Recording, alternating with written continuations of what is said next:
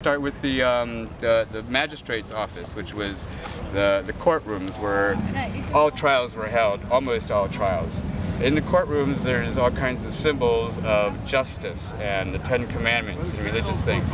But on the other side of this courtroom there's also pictures of prudence and angels and decorations which are meant for weddings, very nice decorations, because this room was also used for performing weddings for those who were high up. Okay, so go back to the actual deed. What happened?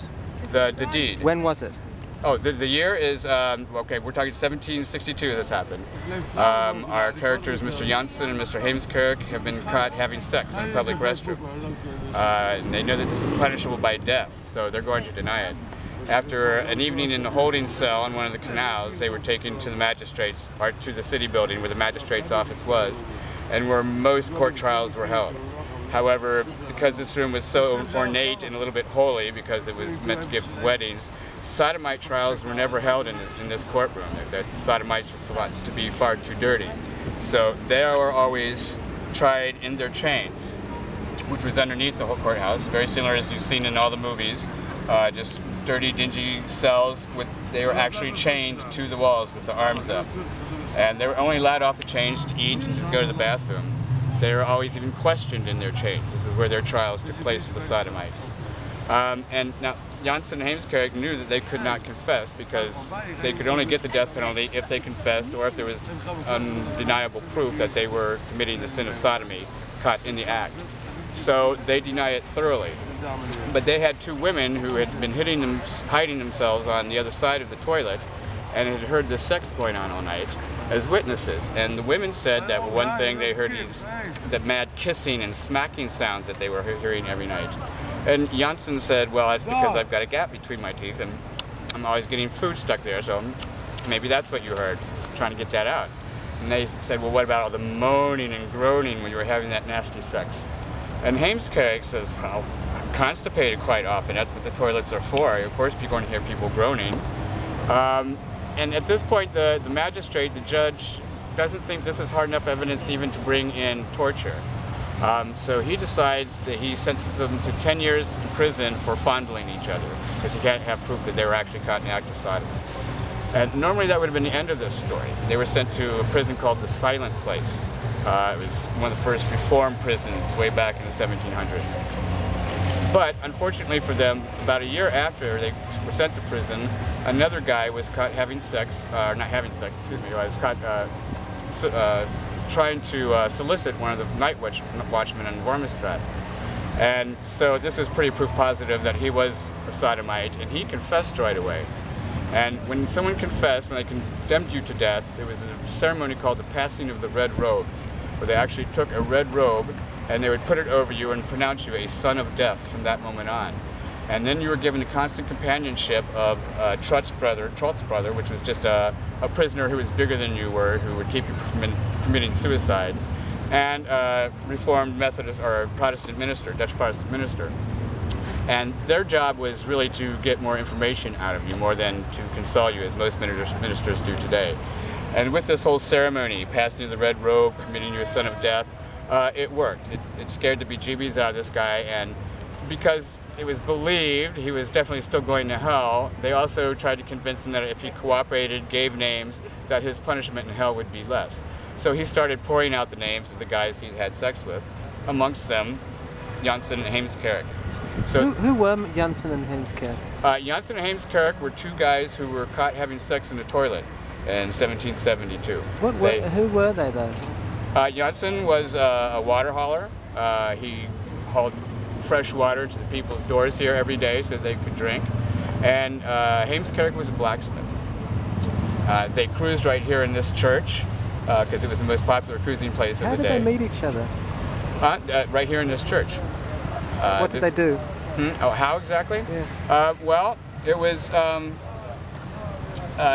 very specific signals. It was very consistent in all the stories we have, the written down stories of all the sodomites and how they cruised. The way the story goes, Heemskerk walked into the church first and sat down, and Janssen walked in shortly afterwards. They crossed in front of him, and according to the books, they looked at each other strongly. Strong eye contact, which is always essential if you're cruising.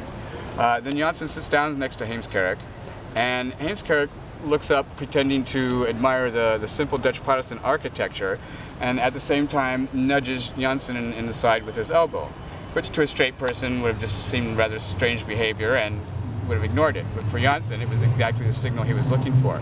Very, very consistent signals throughout the secret confession books. So you can see that the sodomites had a network. They knew where to go to cruise. This is one of the prostitute churches, and they knew exactly the signals that you were indicating that you were looking for sex. So we're going back to this other guy. Okay, well, like I said, he confesses, and Heemskerk and Janssen, after he tells them that they were some of his partners, were immediately called from the prison and put face to face with this guy. And he says, they still denied it, but he said, well, I know Jonathan Heemskerk is definitely well known amongst the sodomite circles because his nickname is Jonathan with the leaky tap.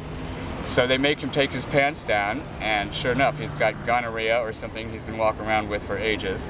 And at this point, Heemskerk confesses also, and he also is sentenced to death. Janssen, however, refuses to confess, but at this point the magistrate feels he's got enough evidence that he can bring in torture. Still very simple torture compared to the rest of Europe. It was thumb screws, still very painful, but no permanent damage. But brave Janssen holds out, refuses to confess, and in the end, the magistrate sentences him to life in prison at that point. And then the day of Heemskerk's trial. In the city of Amsterdam, only had a police force, night watch of about 300 people in a city of 60,000. And it was very important to indoctrinate the people into why the laws are the way they are. The death penalty is very controversial, even back in the 1700s in Amsterdam, as well as torture. So for weeks ahead of time, all the churches and synagogues would be preaching about the evils of sodomy. The newspapers, Jewish, Catholic, Protestants, and social would all be printing articles about why this man had to be executed. Then the city would actually even hire a poem to be read on the streets so the children and the illiterate could understand what was going on. In this case, it started off, "O ye blacksmith, thou hast hammered on the wrong anvil." So after this, the day of the execution, Heemskerk is given a very large breakfast consisting of a lot of wine, because again, we don't want him getting the crowds who are going to become to witness this hanging getting revved up by anything he might say. So they try to get him a little drunk, and then he's taken into the main courtroom, which is could be described as the Supreme Court in the city building, and it's a very narrow marble room with 3 stories high, and the windows in those days were open, so anything a judge would say or announce back then, everybody out in the dam outside the palace, which was at that time the city building, would be able to hear it. And they brought the prisoner in and brought in every reference possible from the Bible to Greek and Roman mythology to, again, explain to everybody why this man has to be killed, get the death penalty. After that, they would go upstairs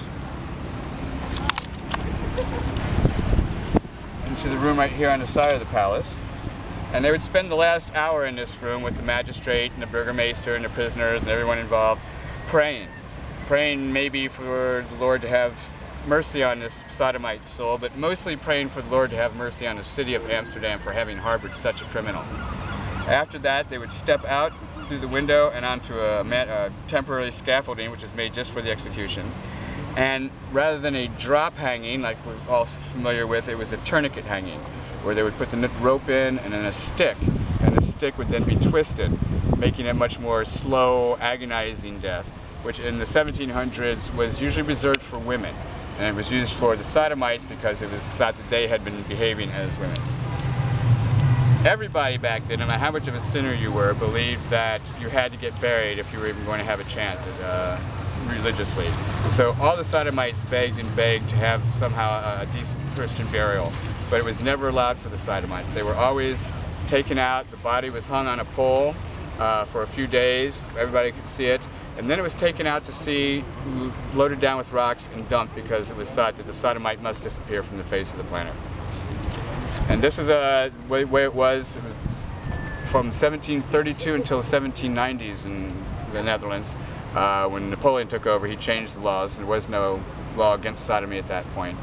But there was approximately 70 to 80 trials, men put to death in almost a century period.